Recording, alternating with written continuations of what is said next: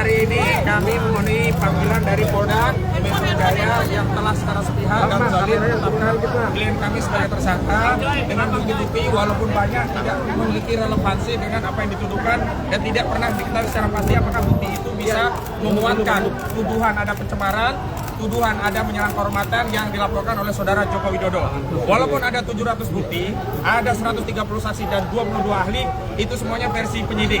Kalau tidak ada relevansinya maka tidak bernilai. Saya ambil analogi untuk membuktikan seorang itu adalah perempuan, salah satunya dia head. Jadi kalau polisi menghadirkan 1000 Luna Maya, bukan Lucinta Luna ya, ada 100.000 Lucinta Luna, tetap tidak akan bisa membuktikan bahwa Lucinta Luna itu perempuan begitu ya, dia tetap laki-laki. Dan hari ini bukan 700 bukti yang kita tunggu, sebenarnya hanya cukup satu bukti, yakni selembar ijazah dari saudara Joko Widodo yang tidak pernah kunjung dihadirkan. Yang kedua, kami ingin tegaskan bahwa Polda Metro Jaya telah melakukan tindakan yang melanggar presumption of innocence, yakni saat pemanggilan telah secara jelas menyebutkan nama-nama klien kami tanpa menyebut inisial. Padahal awalnya sudah disebutkan secara inisial, tetapi saat pemanggilan yang menjelaskan 3 mekanisme baik dilakukan secara langsung, dikirim lewat WhatsApp dan lewat pos, itu secara tegas menyebut nama-nama. Kalau nama-nama itu muncul dari media, wajar. Tetapi kalau itu dari aparat penegak hukum, itu sama saja. Polda Metro Jaya telah melakukan apa yang disebut pelanggaran asas hukum, presumption of innocence. Yang selanjutnya, hari ini klien kami ada panggilan sebagai tersangka. Padahal ada satu terlapor yang naik juga menjadi tersangka belum diperiksa.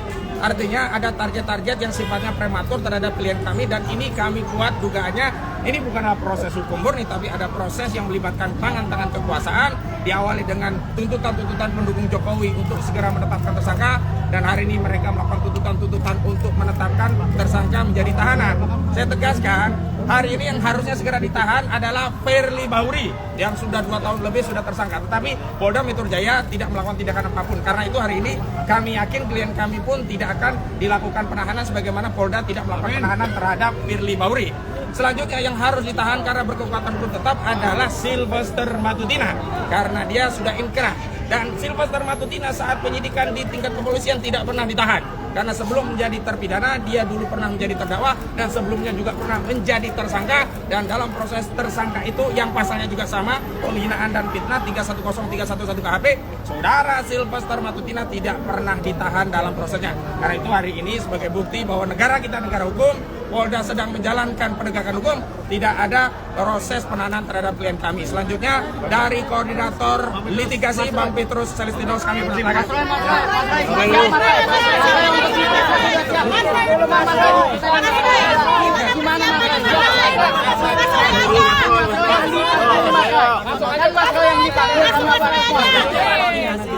Jadi singkat saja bahwa hari ini pemeriksaan hari ini harus menjadi momentum penting terutama bagi penyidik. Harus beri kesempatan seluas-luasnya kepada tersangka yang dipanggil untuk kita adu bukti. Karena penyidik menyatakan bahwa mereka sudah punya ratusan bukti, ratusan saksi, puluhan ahli. Sementara dari Mas Roy, Pak Rismo dan mungkin juga Dr. Tifa, masing-masing juga bawa bukti hari ini. Kita adu secara terbuka di dalam ruang pemeriksaan supaya ini tidak menjadi teka-teki. Karena selama ini polisi hanya fokus kepada bukti-bukti yang dimiliki oleh pelapor yaitu Jokowi. Sementara bukti-bukti yang menjadi kekuatan utama para terdakwa ya Mas Roy, Pak Rismo, Dr. Tifa sama sekali belum disentuh oleh penyidik. Jadi kami minta polisi harus memberikan prioritas kepada 3 orang ini untuk kita adu bukti di dalam. Saya kira itu saja. Bismillahirrahmanirrahim. Pertama-tama, alhamdulillah terima kasih telah hadir membersamai kami. Jadi kami hadir, saya Dr. Rismon Sianipar dan juga Dr. Tifa yang sudah ada di dalam bersama para kuasa hukum kami dan para mak-mak dan juga supporter, ada juga dari Muhammadiyah yang juga membersamai ya, baru dan kami dan semua yang ikut ya hari ini mengucapkan terima kasih dulu atas kebersamaannya. Dan kami ini kenapa saya mengucapkan terima kasih? Karena kami hadir bukan mewakili pribadi. saya bukan mewakili saya sendiri, Dr. Rizmon tidak mewakili Dr. Rizmon sendiri, Dr. Tifa juga tidak. Kami mewakili seluruh rakyat Indonesia yang menginginkan perubahan atas negeri ini. Ya, negeri ini sudah lama lebih dari satu dekade mengalami suatu rezim yang sangat jahat, sangat bengis, dan utamanya adalah apa? Yang telah menggunakan segala cara, menggunakan segala daya, termasuk penggunaan ijazah palsu yang kemudian tidak berani terbongkar sampai dengan sekarang. Dan kami ini juga untuk menegakkan kebenaran. Jangan sampai Pak Prabowo Subianto sebagai presiden yang ada sekarang mengulangi kesalahan yang dilakukan pada rezim yang lalu yang telah mempidanakan ya dua anak bangsa, yaitu Bambang Trimulyono dan juga Gus Nur. Ya, masa rela Pak Prabowo malah menambah dengan angka saktinya. Pak Prabowo kan suka angka 8, ya. Masa di rezim Pak Prabowo tambah 8 lagi yang akan dipidanakan. Itu kan sungguh luar biasa, ya. Dan saya tahu ini mungkin bukan kesalahannya Pak Prabowo, tapi ini adalah kesalahan dari orang-orang yang ada di sekitar Pak Prabowo untuk membusukkan presiden. Jadi sekali lagi kami hadir atas nama rakyat Indonesia untuk melakukan ini, dan kami menyatakan bahwa ini kami tahu bahwa kami akan dikriminalisasi.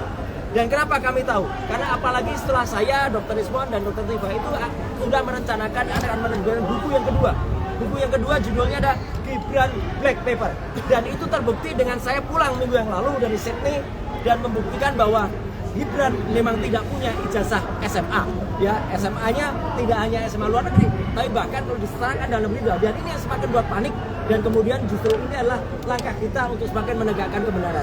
Saya kira itu, dan nanti Dr. Rizmon akan menunjukkan apa yang sudah kami rencanakan, dan insya Allah dengan doa dari teman-teman semua, dengan memohon ridho kepada Allah Subhanahu Wa Taala, ayo kita tegakkan kebenaran di negeri ini. Merdeka! Merdeka!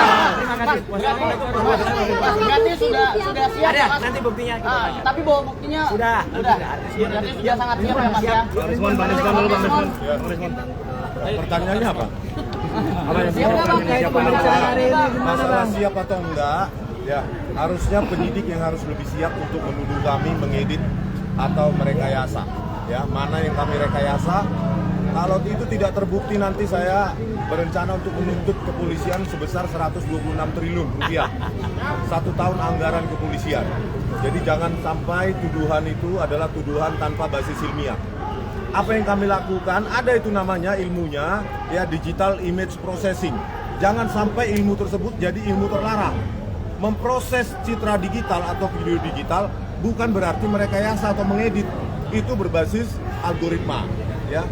Yang kedua, saya yakin kecepatan penanganan atau penersangkaan ini berketepatan dengan memang gerilya kami dalam membongkar, ya, terutama kepulangan dari Pak Rasulullah dari Sydney. Jadi kami memang sudah berencana, ada draft kasarnya ini, bukunya nanti Gibran Endgame atau Gibran Black Paper terserah. Yang pasti Wapres tak lulus SMA. Data itu kami dapatkan dari mana? Dari Ditjen Dikdasmen sendiri dan temuan faktual yang ditemukan oleh Pak Rasulullah. Oleh karena itu ini akan kita edarkan, kalau bisa gratis ya Mas ya. PDF-nya kalau bisa kita buat gratis, dan ini saya titip kalau mau digandakan secara gratis juga saya titip ke pengacara. Ini worst case scenario, siapa tahu terjadi hal-hal yang tidak diinginkan, ya kan? Oleh karena ini foto aja, fotokopi semua, atau saya bagikan nanti PDF gratisnya secara cuma-cuma untuk seluruh rakyat Indonesia, bahwa kita sayangnya negara sebesar ini memiliki wapres yang tidak pernah lulus SMA baik dalam maupun luar negeri, tidak pernah punya ijazah SMA baik dalam maupun luar negeri. Apa yang dia tempuh adalah, ini menurut Ditjen Dikdasmen, sekolah di Orchid Park Secondary School sampai kelas 10 atau kelas 1 SMA, dilanjutkan dengan diploma di UTS Insearch. Bayangkan, kelas 10 atau kelas 1 SMA plus diploma yang harusnya pendidikan tinggi awal D1 itu disetarakan dengan SMK bidang akuntansi dan keuangan. Download Tribun X sekarang, menghadirkan lokal menjadi Indonesia.